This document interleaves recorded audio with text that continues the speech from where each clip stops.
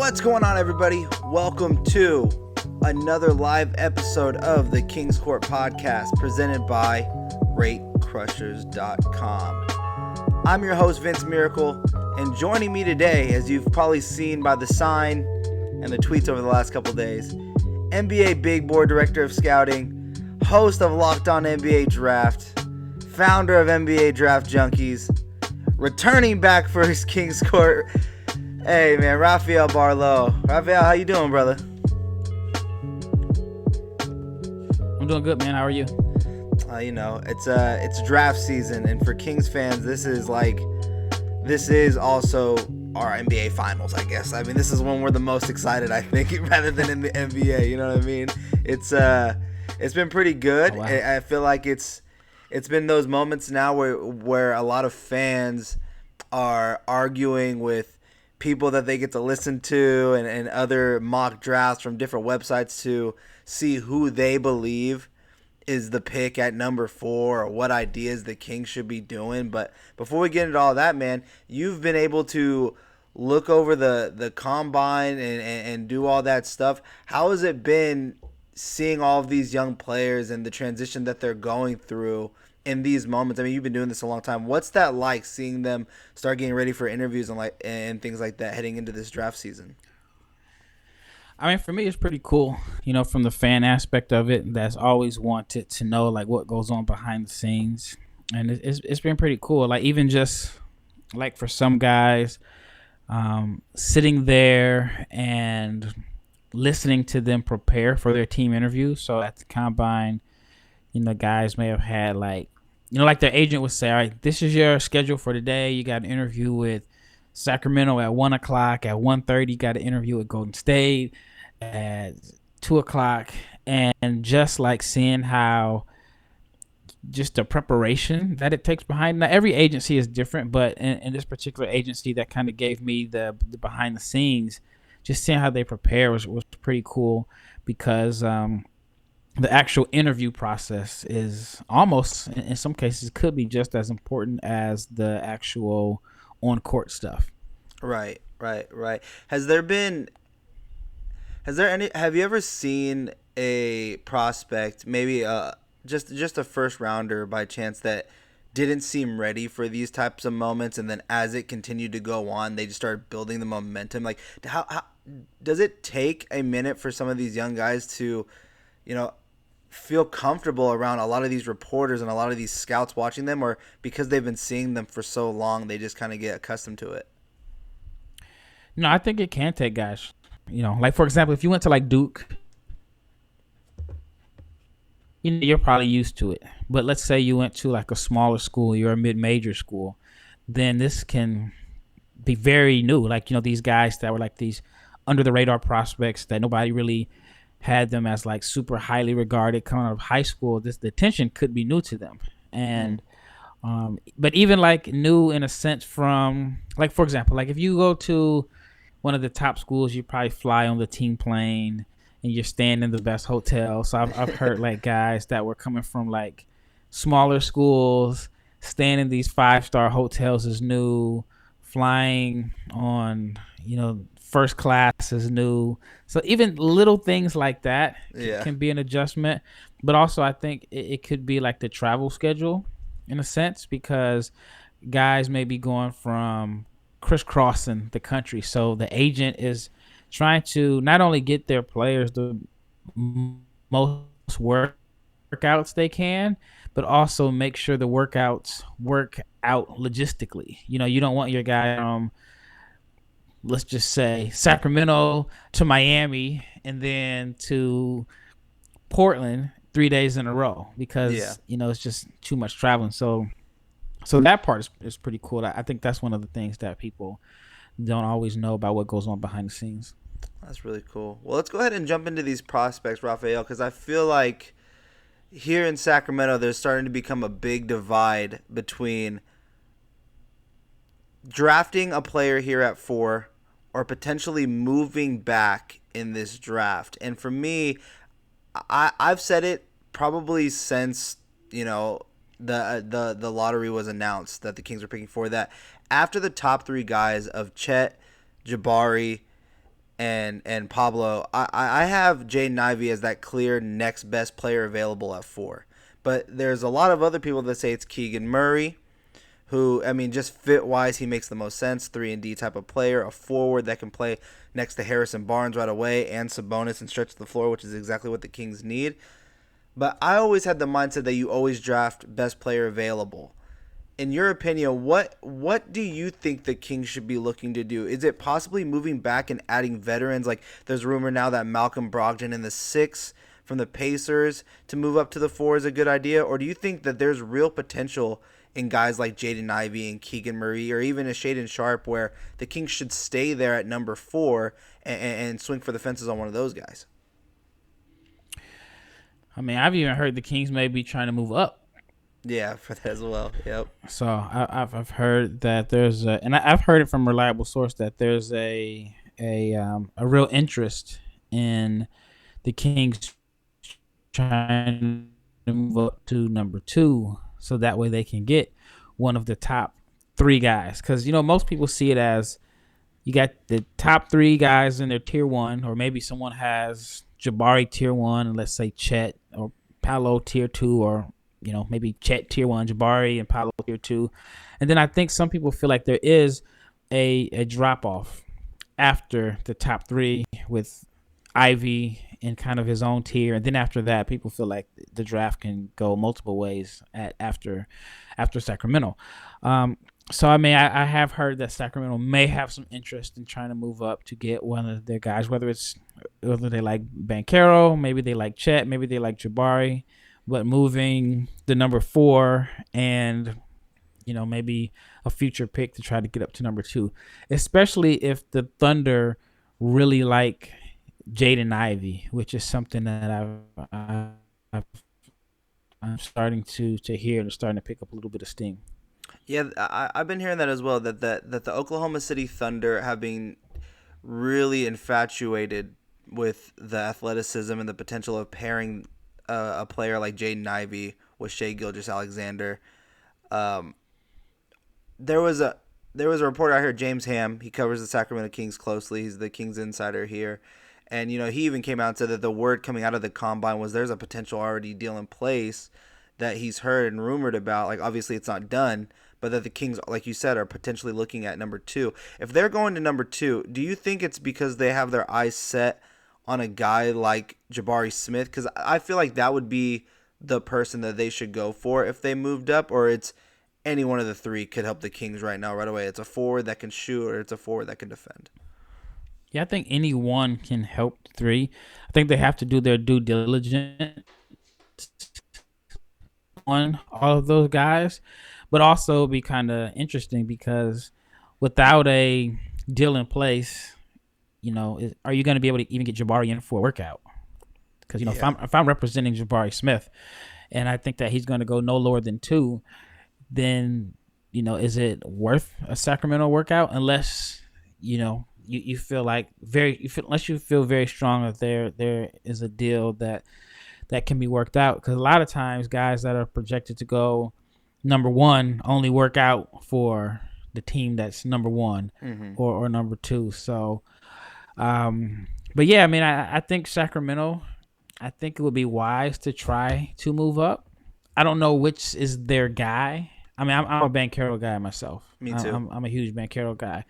So I don't know if that's their guy, or maybe, they want Jabari Smith to come in and follow the steps, who also played for the Kings.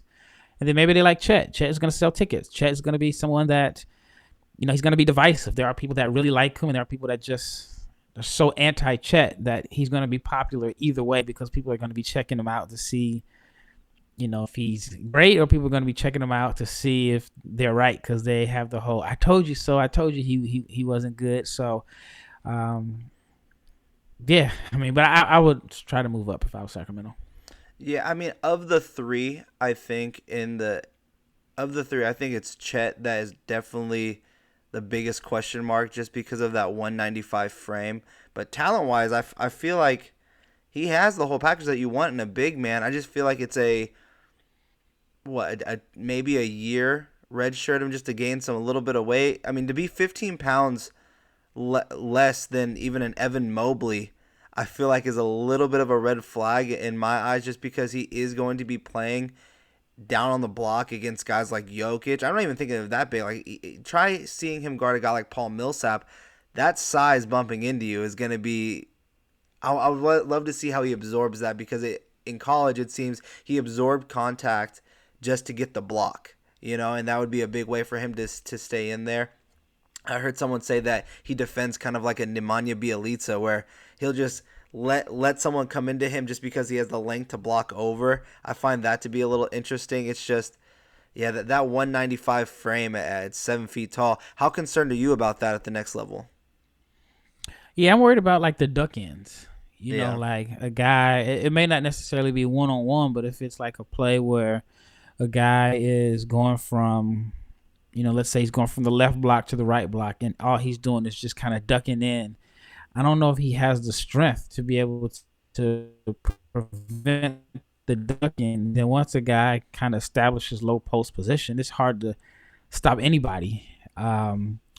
So yeah, I mean, I do think that he can defend in space, which kind of helps him out. But it's just if he is like going to get somebody, even for guys like it's Jonas Valanciunas, even like a Steven Adams, I don't think those guys will have any issues establishing low post position against him. He could be a guy that makes really good defensive plays, but he also could be targeted on multiple possessions because of his lack of bulk and lack of strength. So it's definitely going to be interesting to see how it works out. I think he's going to go top 3, but I think that he's going to struggle initially early in his career, and it's going to take a patient fan base, in my opinion.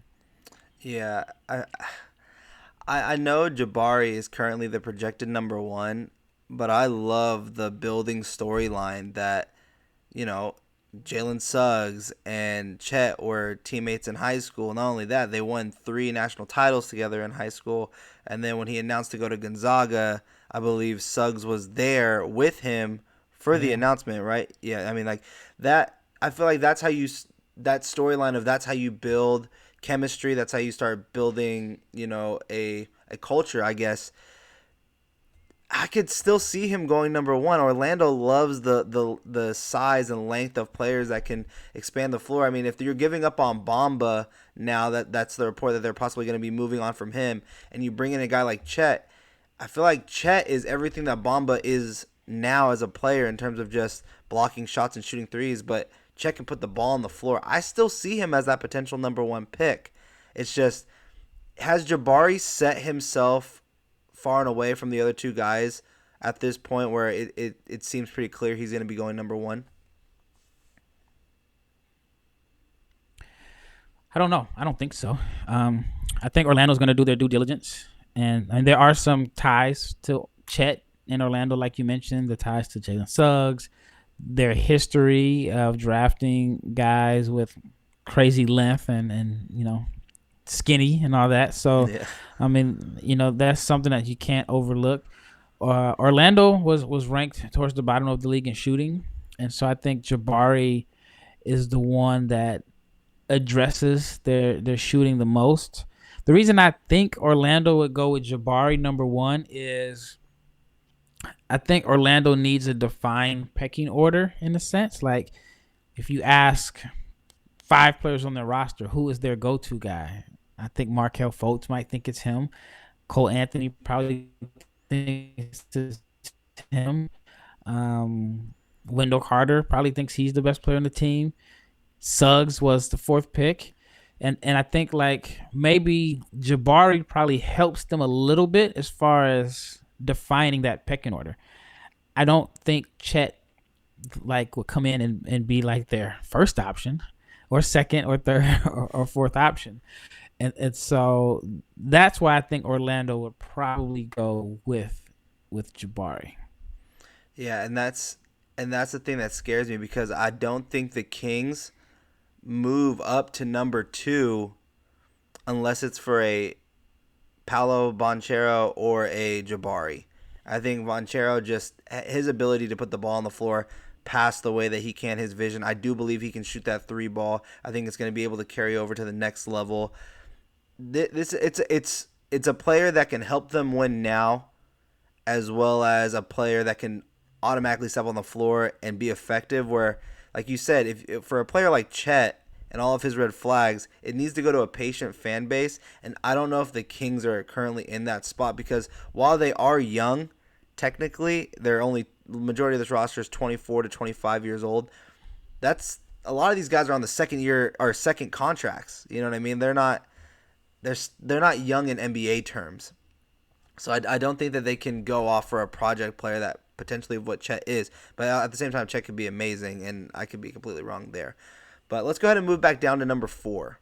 And at number 4, again, the biggest names that I've seen are Jaden Ivey, Keegan Murray, Shaedon Sharpe. Those are the 3 names I've been seeing the most. Jaden Ivey recently came out today in an interview with Mike Schmidt saying that, the player that he watches a lot because he wants to improve his defense is Davion Mitchell, and that he's got to play against him a lot. What is your overall thoughts on Jaden Ivey? What do you take away when you watch film and watch him at the combine and everything like that?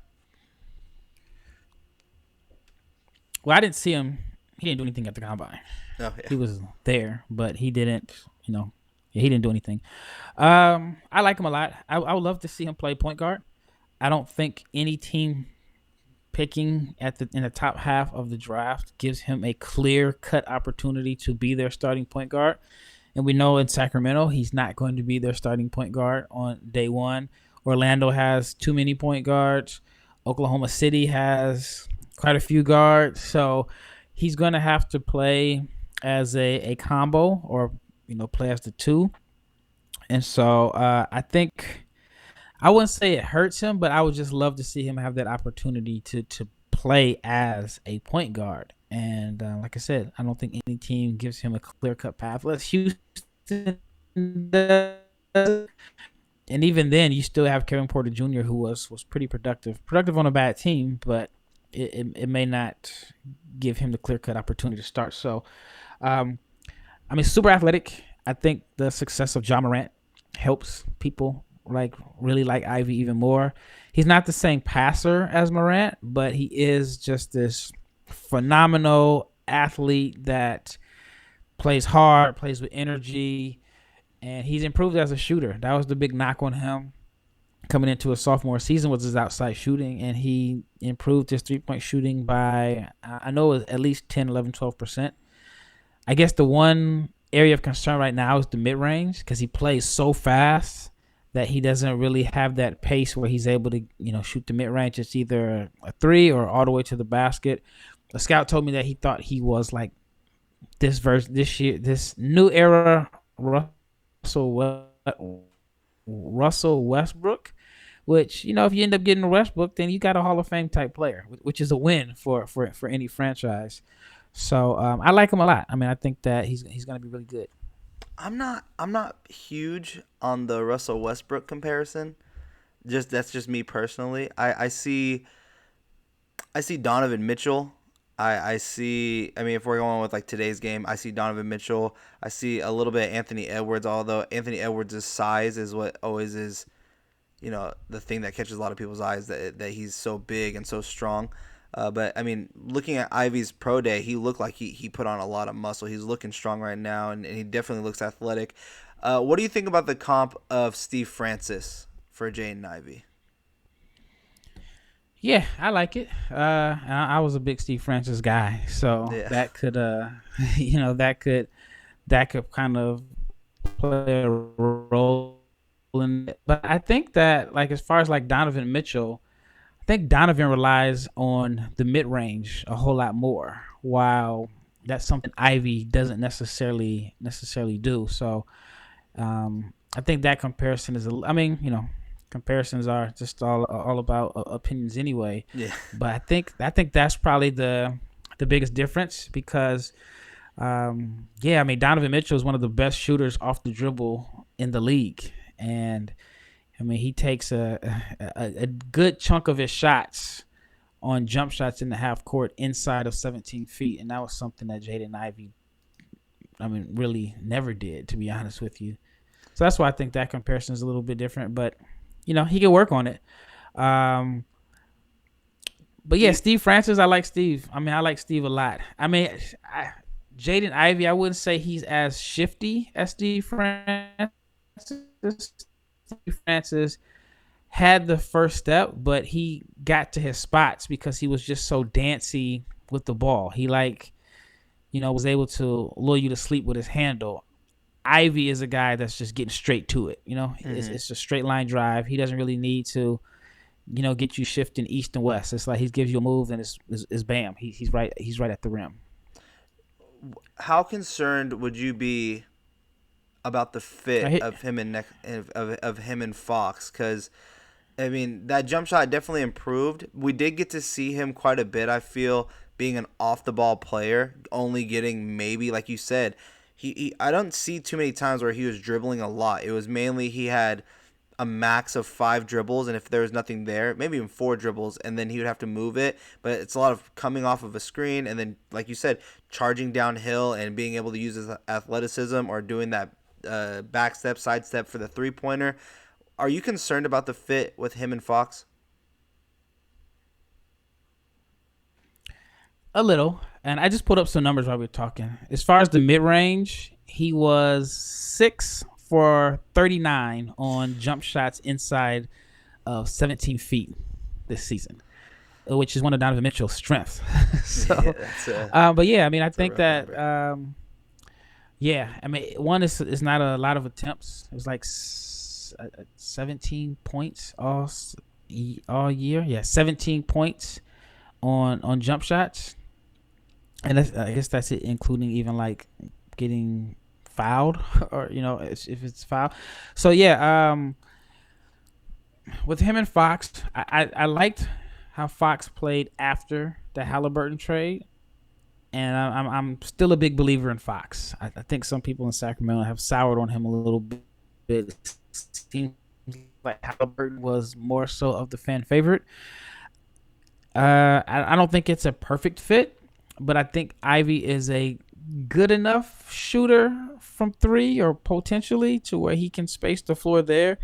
I think, as long as they're running, if they're just running, then I think it's fine. In the half court is where it's going to concern me, because you have your 2 primary ball handlers they're capable shooters, but Fox this year shot less than 30% from 3. He's about 32% for his career. So I think that kind of it doesn't give you the best floor spacing with your guard. So I don't think it's a perfect fit, but you can't pass him up for that. You just got to figure ways to make it work.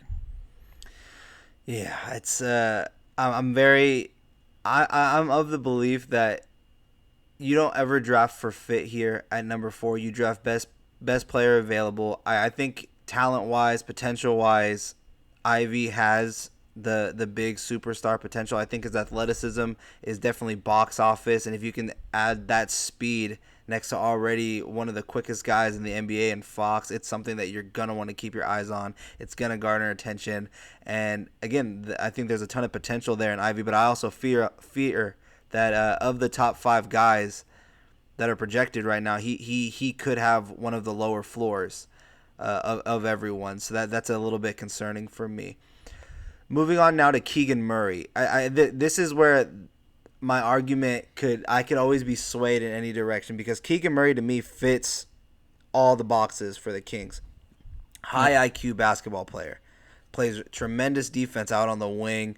Has a motor that just never stops. Everywhere you hear and talk about Keegan Murray, it's just about how he wants to be a winner. I think I saw, or maybe it was a podcast with you that you were on, where you said that no matter what he is doing, whether it's scoring a game winner or down by 1 and he's about to get the shot, his emotions don't really change very much. He's just locked in until the very last second of the game. Can you give me your overall thoughts on Keegan Murray and his current draft stock right now? Yeah, I don't think he goes past 7 at the worst. I think anywhere between 4, 5, 6, and 7. I like him. I mean, I understand like his game may not be the sexiest. He's not like this high flyer that plays above the rim. He's not going to put up a lot of highlights. I mean, he's very productive. You can make a case and say he was the best player in college basketball this season. I mean, the numbers can support that.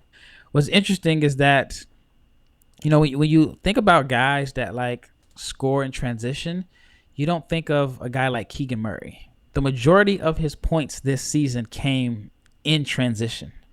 Wow, like if I said, all right, which player, had the majority of his points come in transition, Jaden Ivey or Keegan Murray? And you probably would say it was easily Jaden Ivey. Well, honestly, it was Keegan Murray. He scored more points and he had a bigger chunk of his possessions come in transition than Jaden Ivey. So I like him. Shot 39% from three. I think the fit with Sacramento does make the most sense if you're just going fit and fit only. I think he would be a good complement to Sabonis, especially if the 3-point shooting translates. And he shot 39% from three, but especially if it translates. But it's tough.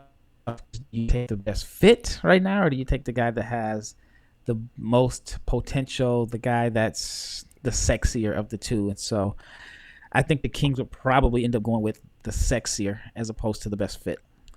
I have some concerns about Murray that I wanted to run by you and get your thoughts on. Because for me, I worry that a majority of his game away from just the shooting, I don't know if that'll translate over to the NBA level. Because he's 6'8", 6'7", 6'8".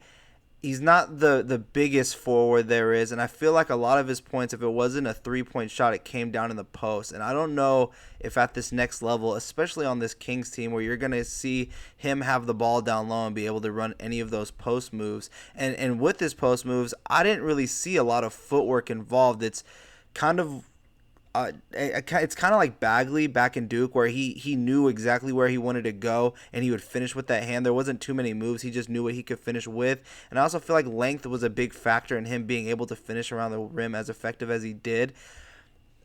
I don't know, other than and also the screening. How good of a screener do you believe that he is? Because I don't know if he's that great of a screener for him to be able to roll to the basket and even take over matchups down low in that way either, or even create enough space for him to be a pick and pop type of guy. So what are some of your biggest concerns, and what are your thoughts on those? I mean, I think he'll be fine. I think that he is someone that can exploit switches, and to me, that's key, especially in the playoffs. Like if teams are switching everything, so if you switch and you get a small guard on him, I think that he has the strength and he has the game to be able to punish guys on switches. And then I think he can score inside and out. I mean, I think he's going to be very productive. As far as the screening, I mean, I guess you can say that could be somewhat of a concern. The only thing about college basketball, there's just not a lot of spacing in college basketball anyway. Mm-hmm. So when you're setting a screen, are you really going to get fed as the roll man? So even like with Murray, only 5% of his possessions came as the roll man this year. So that's why it can be somewhat of a concern. But, I mean, it's just I don't know how often you see screeners or screen and roll in college basketball, because especially in the Big Ten, the spacing just isn't there.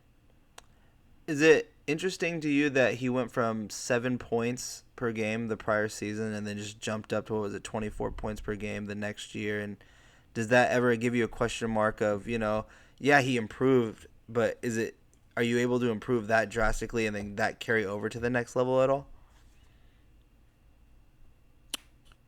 No, I'm not concerned because he played behind Luka Garza, who was, I think, National Player of the Year, and Garza was great. Garza just didn't have the NBA game, and they had another guy, Joe Wieskamp, was also drafted. So he played behind two guys that were drafted in the top 60 last year. So he played his position, and it just shows you how talented he is and how he was being held back. And so, you can say like, well, you had three guys and you didn't maximize everybody. Maybe, if he had a higher role, a bigger role, the team could have been better. But no, I mean, I think that just kind of actually shows that he is patient because, especially in this climate, man, if guys don't get their way right away, they leave. I've seen guys transfer mid-semester because they felt like they needed more shots. So I think that's kind of a testament to his character in the sense that he stuck it out and he believed in himself and believed like, all right, next year I am going to be that guy. And he caught a lot of people by surprise, including myself. Fans love to hear it. Comps. Mine initially, and I think I'm lower on Keegan Murray than a lot of other people, even though I do think that he is going to be a player that right away will make an impact on any team that he's on. But I think I'm lower on him the most. I had Al Harrington as a player that I had in mind that he can play like, but then I've kind of grown to the high-end potential that he could become a Tobias Harris. I've heard out here that he could be a Harrison Barnes. Who's your player comp for Keegan Murray? You know what? I haven't really came up with one, to be honest with you. I mean, I've seen the Tobias one. I think it's because their style is somewhat similar. I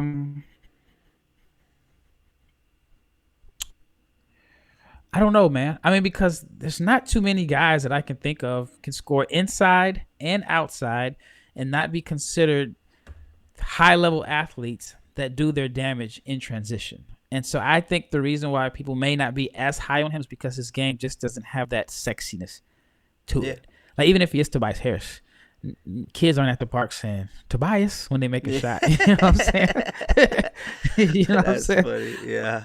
So I think there is an appeal for sexiness. Guys that are jumping out the gym or making plays above the rim, and for whatever reasons, people don't think that he has a high upside because he's maybe 21 or 22 or something like that. So I get it. There's always this appeal for guys that are, like I said, just sell tickets and make highlights and have a little again. I think his game is just all substance. Well, speaking of sexiness, I think some people would say that having a little bit of mystery is sexy in its own right. And I think this next player that we talk about is probably getting so much attention because of, that sexiness of mystery. What are your thoughts on Shaedon Sharpe? It's risky. Very risky. I mean, I had as many rebounds as him this season, and you had as many points. So it's definitely risky. The thing that concerns me is not only did he not play at Kentucky, the rumor is that I heard from some scouts that I trust is that he barely practiced, didn't even want to practice. So it's like, all right, I get that. From his advisor standpoint, you want to protect his draft stock. If people are saying he's a top 5 pick and he hasn't had to do anything, cool. Make it, keep his draft stock there. Don't let it fall. You look at Patrick Baldwin or Peyton Watson, Yannick Sosa, Caleb Houston. A lot of these guys were considered lottery picks. Jaden Hardy, and then they played this year, and their stock kind of plummeted. While you look at a guy like Keegan Murray who played and his stock took off. Johnny Davis took off. So it just seems like they're playing it safe, which is to kind of keep the mystery around him, which is helping him. Like, this is the part that I kind of struggle with is more than likely he's going to be selected ahead of Johnny Davis. And Johnny Davis was crazy productive, 19.7 points per game, 8 rebounds per game. But for whatever reasons, there's a sexiness about and this mystique behind it, and he may end up being drafted ahead of Johnny Davis, despite the fact that he didn't put in half the work. He didn't put in any of the work. He had a great EYBL last year, and his stock kind of shot up. They were saying that, okay, he's going to be one of the top players in the 2023 draft, and somehow he graduated in May and he became eligible for the draft, and now he's just still riding that wave. So from I get both sides from the aspect of a advisor. Hey, they're saying you go on top five. Let's keep it that way. From the aspect of a team that has to make the decision, then it's like, all right, the guys that are the top competitors. You know, when you think of fierce competitors in this world, and I don't want to always compare guys to outliers, but would Kevin Garnett have not practiced or played? Would Kobe, Jordan, Dirk, would Jimmy Butler not play? No. I think some guys are just like, put me out there. I want to play. No matter what. If I, hurt my stock and my draft position falls a little bit, I'm going to still make it up on the back end on my second contract or whatever. Get me out there. Let me play. And so that's concerning to me. Yeah, I've been trying to do a deep dive on the whole entire story of Shaedon Sharpe. And I've been going back 2 months, 3 months, a month in Kentucky radio and the guys that are there on campus. And, the story, and correct me anywhere I'm wrong, because, again, I'm really just doing these deep dives now that it's draft season. So probably, 2 months that I've been doing this now, 3 months. And he became academically ineligible to play, so they wanted him to start attending classes. He started attending the classes, and they said that, yes, he was going to start coming back for the season. He was going to play. He kept telling the coaching staff that he was going to play. He was going to start being at practice. And he kept saying that, hey, I'm in class. Hey, I'm in class. Yes, I expect to be there. There was even an interview that Coach Calipari said that he's been talking to Sharpe and his family. And, the intention is, and the idea is that we do expect him to be here at some point. Can you elaborate on the entire story of Shaedon Sharpe? Because from everything that I've heard was he said he was going to be there.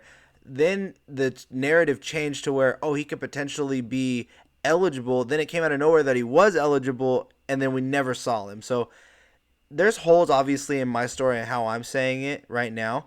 I'm hoping that you can tell everyone the whole story who doesn't know the Shaedon Sharpe story, and fill in the gaps where I've just spoke. Unfortunately, everything you said is all I know. I think that's all legit. I don't know if there's anything behind the scenes to it. It just doesn't make sense. None of it adds up. Like, okay, you leave high school. All right, first of all, it doesn't even make sense to me that nobody knew that he graduated last May until it was, his draft stock was super high, right? And I'm not saying this happened, so I don't want to be quoted as saying it was fake, but high school is not regulated, right? So anyone you can change, you can fix things any way you want to get someone to graduate early. I've seen it in college, right? I've seen a friend of mine was he was supposed to graduate in the spring, but he needed one more class. It wasn't eligible to the fall, but he had a job offer from a major company. He went to his professor and said, hey, there's a job offer. They want me to start in July, but I need one more class. And the professor says, you know what? We need more alumni anyway. As long as you promise to donate and be an alum, we can make this happen where you can graduate and you can start this job. I don't want to be the one that, blocks you from this opportunity because it may not be available in December. Not saying that's what happened in Sharpe's case, but I think it's mysterious that all of a sudden you started hearing rumblings. Oh yeah, he graduated last May. And it came out of nowhere. Like it was. It came out of nowhere. It was a lot of it too. Like if you look, I was reading articles. I think it was the college guys for The Athletic, and they're like, the idea for Sharpe was he was going to be on campus, he was going to be practicing, and he was going to be returning for the 2023 season. That was the mindset, that he was going to be a part of that. And then it kind of changed again. We lost Rafael Barlowe. Great conversation here, guys. I am loving this Shaedon Sharpe story. I want to appreciate you guys all watching us live here on YouTube. Some of them it says that it's working. Some of them says it's not. I got Rafael coming back onto the screen now. All right, there he is, Rafael. We're back. We're back, man. How we doing? Yeah, Uh, yeah, I don't know what happened there. I don't know either. But yeah, I was saying I thought it was weird that he was expected to be back for the 2023 season. That was the main idea, and I read that off the Athletic that they were expecting him to be there, and then he went away. He kept saying he was going to come back. Then he became eligible, like you said, out of nowhere that he was going to be able to go into the draft, and then he entered. And I thought it was very interesting that the only positive spin that Calipari used for Shaedon Sharpe was, and this is like recently, like a month ago on, I think it was Mad Dog Radio, I think it was for Kentucky. I just listened to it just recently, and it was, if he's the player that we all expected him to be, he's going to be great. That's all. That's like literally the only praise I really heard was, if he's the kid's a great kid, and if he's everything that we expected him to be, he's gonna be great. There was no, oh, he's worked on this, he's worked on that. But obviously the Yeah. coach is always gonna talk up his guys. Well, that's one of the issues that I kind of heard at the combine, and it was just chatter. Was when he gets drafted, is he going to say Shaedon Sharpe, University of Kentucky? Like, is that relationship strained that he doesn't even want to be associated with the school? Which, again, I don't know all the details. Only thing I know was a scout mentioned that he just didn't practice. Like, I was under the impression he was practicing, and you know, like you said, it changed. It went from not going to play this year to preparing for next year to practicing to potentially could play. I don't, I don't know. It's one of the weirdest things that I can remember in the draft. And then, as a team evaluator, you just have this immensely talented player with a very small sample size that someone is going to take a risk and a gamble on. And I wonder, like, the team that drafts him, I wonder the stability of their front office. So if it's someone that doesn't have a lot of years left on their contract, I could see them saying, I don't know enough about him. Let's pass on him for someone that we have a little bit more intel on. Or if it's someone like Sam Presti, for example, not saying that he'll go number 2, who we know has job stability and the leverage to be able to gamble on a Shaedon Sharpe, while not everybody has that same luxury, I should say. Yeah. I don't know if you're capable of. Oh, we lost him again. That's very weird. Internet's probably cutting in and out here for Rafael. I'm gonna pull up his pro day video up next once he calls back in here. Yeah, there we go. Here we go. I got you back again. We're here. Yeah. I'm wondering, can you see when I pop up the highlights for all of the players? Are you I able to can't, see no. that on your screen? No. No. Okay, so I'm pulling up the Shaedon Sharpe pro day, because this is what a lot of the people have been able to get to watch, and they're going to be I able to was see there. it later. You were there. Yeah, I was there. What was your biggest takeaways? Because for me, before we hear yours, was I personally thought it was one on none. He played at such a, like, this is like stuff that you would see people doing at 24-hour fitness, like working on their game by themselves. It was no game speed, actual anything. I was actually underwhelmed by this pro day, but supposedly everyone loved it. They were very impressed from everything that I heard. What was your biggest takeaway? See that, like, who loved it? That's the thing that I want to, like, get to the root of. Like, who absolutely loved it? We all saw the same thing. I think you saw how talented he was, but I don't think anybody loved it because, one, it's not even the agency. The advisor had someone else there that he was splitting reps with. Like, nobody came to see that guy, right? Yeah. So it wasn't like he did like this one-on-none where he was just, like, extremely challenged. And like you said, it wasn't like he, went hard at like this crazy pace. And maybe that's the pace he plays. I mean, there are some guys that play like at a smooth pace. Like, I mean, I think if Anthony Edwards was in a pro day, just his pace is his own pace. So he's not, JJ Redick where he's going 100 miles an hour through screens and all of that. But I was there. I think scouts on as far as like all what they heard, they saw this guy's athletic. He can jump out the gym. He's strong. They saw everything that they had heard about. Like they saw it in person. But I don't know if anybody was just blown away. Like, wow, this guy. It was just. But I don't think anybody can really be blown away by too many pro days because they're all very, very scripted, and they're all showing what you already know about guys. Very rarely will you see if there's a guy where you're like, oh, I don't know if he can shoot, and then you actually see his pro day where he's put in position to take a bunch of threes to address it. That's just somebody that was like, for example, Christian Koloko, who wasn't really allowed to shoot threes at Arizona, but he told me specifically that he had been working on his shot.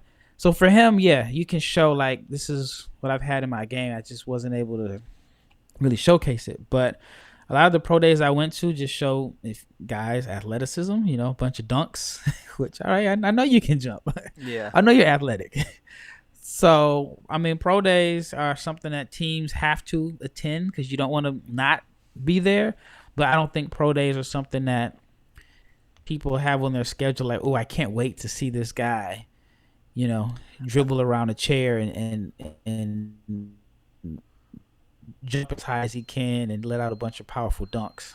I feel like for Shaedon Sharpe, that was it. People were excited to see what they were going to see in this mystery box. You know what I mean? And yeah, I mean, going back to the practice thing, I heard that the only thing that he did was work with just his trainer. Like, that was it. Like, when he was in the gym, it was just him and his trainer. So I find that to be interesting that it was just the trainer, the way he set it up. Yeah, I mean, I think he's going to be the biggest storyline on draft day. Unless something crazy happens with number one where, like, you see Anthony Bennett type situation where out of nowhere Shaedon Sharpe goes number one. That would be insane. But, like, that would be the only way he isn't the storyline because either he's going to be picked in the top 10 or could you see him sliding? Because there's guys like you said, Johnny Davis, who worked out for the Wizards today, who knocked down, I think it was 19 consecutive threes. He's got a lot of talent. I feel like a lot of people have been talking him up as of late. There's another guard in Dayton Daniels, who I think has a lot of flash, played in the G League, so he has that NBA readiness in his head. So I'm very curious to see if Shaedon Sharpe slides on down as we have Rafael Barlowe coming in and out. I'll start cutting down this interview here because it looks like the internet just keeps coming in and out here at the very end. I don't know what's happening with the cutouts, man. I don't know if it's on my end or not. I mean, I really don't know. I mean, we'll figure it out moving forward. I'll figure it out if it's on mine. I'll do a reset on everything. But do you think there's a chance that Shaedon Sharpe slides to possibly, let's say, the mid-20s? I definitely think there's a possibility for a lot of guys to slide. Only thing I can think of that is similar to this, maybe there's two cases. Enes Kanter didn't play at Kentucky, but he was ineligible. It wasn't top 5, maybe 3rd pick, if I'm not mistaken. He had some issues, I guess, because they say he was a professional in Turkey. I don't know what year it was. Maybe 2005. Oh my gosh, yeah. I don't know what it is, man. I'll cut out this interview here. I want to thank you guys all for watching us live. Again, Rafael Barlowe, NBA Big Board scout director of scouting. I really don't know what it is, man. We'll cut it. We'll cut it here at the very end. But I appreciate everyone watching, and leaving in your comments. Much appreciated. Rafael Barlowe, NBA Big Boy, joining us here. So you said Enes Kanter is the one that reminded you of this, but I mean he was ineligible. Gerald Green. And Gerald Green. And Gerald Green, he was projected to go top 10, and he fell all the way down to the teens. And I remember on draft night, it was kind of shocking because he was so highly regarded. And this one got the season. This was back when NBA Draft.net was like your source for draft content. And then he fell down to the teens. And so I'm not saying. Oh my gosh, yeah. I don't know. Every time we were getting right there toward the end, it's that's rough, man. That's rough. Yeah, we're going back. It's the only comparison. Only comparison I have is Joe Green. So sorry about that. I don't know what's happening here. But it's all right. Modern technology. Hey, you know what? I appreciate you coming on the show, Rafael, again, and being a guest with us and taking an hour out of your day to come talk NBA draft with us, because here in Sacramento, we've been really seeing a huge divide on between Pick, Murray, or Ivey, and I feel like after today's interview with Schmidt saying that he's watching Davion Mitchell as a main guy of how he wants to improve on the defensive end, I think there's a lot of growing infatuation with Ivey. So before I let you go, this was going to be my last question anyways, was when we spoke about a week ago, privately, we were messaging each other, I asked you who you liked there, and you said Shaedon Sharpe was the guy the Kings should take the home run swing. Now that a week has passed, are you still on that idea that Sharpe should potentially be the pick for the Kings, since that is the home run swing, it could be there, or are you leaning more toward Ivey, Murray? You haven't made the playoffs in 16 years. You got to swing for the fences. And there are some high risk, but I would just swing for the fences. If you get it right, you look good. If you don't, you're in the same position you have been for the last 16 years. Yeah. Oh, so you're saying Sharpe. You're saying Sharpe. That's the feeling I'm getting from you. Yeah, I was swing for the fences. Only for the Kings. Hey, I still don't think that happens. I hope that does not happen. Oh my gosh, I lost them again. I personally hope that the Kings do not draft Shaedon Sharpe with the number 4 pick. Shout out to Rafael Barlowe. Shout out to Rafael Barlowe. You guys go follow him, Barlowe500 on Twitter. NBA Draft Big Board. You just took over that for Chad Ford, correct? Yep. Congratulations. If I haven't said it to you, yeah, I know I said it to you online. The fact that I haven't even said it to you on the show yet. Freaking A, man. Congratulations. That is awesome, brother. Congratulations to you. Thank you so much, man. Thanks for having me on, man. I appreciate it. So, yeah, man, looking forward to next time. Having you on. Yeah, I always appreciate having you on, man. This was a lot of fun, a big conversation. Like I said, I think Kings fans are going for it. Yeah, where can the fans find you online, and where can they start seeing a majority of your work before I let you go? NBABigBoard.com, and then that's where I'm having it's my newsletter that has intel from different teams. I just posted an updated mock after the updated mock. There it is. Technology, it doesn't like us. NBABigBoard.com. Go check that out. He has the brand new latest mock draft, I believe, is up there right now. We're pushing through here to the very end. I appreciate every single one of you guys that are watching. NBA Draft Big Board, or NBABigBoard.com. Yep. And then Barlowe, BARLOWE 500 on Twitter. Yep. Locked On NBA Draft. Yep. Locked On NBA Big Board now. That's the name of it. So Locked On NBA Big Board. Perfect. Yep. Yes, sir. You guys go follow him. Are you agreeing with him? Shaedon Sharpe. Swing for the fences. Home run hitters. Until next time, Sacramento Kings fans, give him that follow, Barlowe500. I've been your host today. My name is Vince Miracle. You guys can follow me on all social media platforms of @VM Center. Subscribe to the show on iTunes, Spotify. We're having 3 big shows this week. We had a show Monday. We had a show on Wednesday with Bryant West. We have it right here. Rafael Barlowe from NBA Big Board. And then tomorrow we have one more big one. The Kings Herald Brendan Nunez is joining us to go over what we talked about here on this show and so much more. You guys hit that subscribe button. If you haven't done so already, hit that like button so we can continue growing. Again, thank you so much, Rafael. And until next time, Sacramento Kings fans, peace.